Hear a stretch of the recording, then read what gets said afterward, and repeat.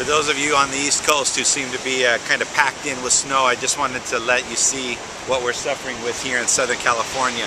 We're overlooking one of the parts of the famous Laguna Beach here in California. For many, this would be considered the promised land.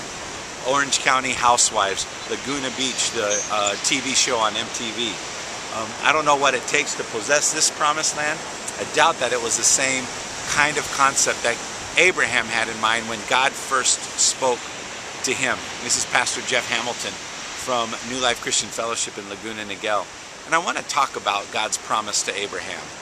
It didn't just have to do with the land that God promised. It didn't just have to do with the promise that God actually made. The most important factor in the covenant that God has made was the one who actually made the covenant. The fact that God engaged a man by which he would actually bring his promise to the earth.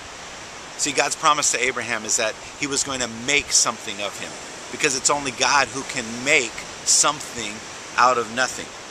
It was also God's promise that he would bless him. For so many of us, we look around at the scenes, the homes that are situated on these hills, and we think, man, those people are blessed. Listen, possessions don't have anything to do with blessing. Prosperity has nothing to do with the promise that God makes to us.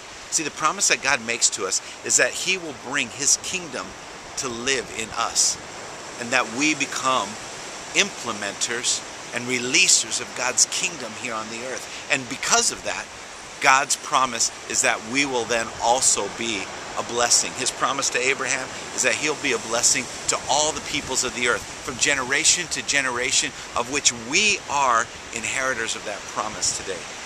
In the book of Acts, in the 2nd chapter, there is the promise that Peter talks about, this promise that has been given to Abraham that will also be made known to all generations. See, God's covenant with us is sealed not just because we own things, or not just because we have certain titles.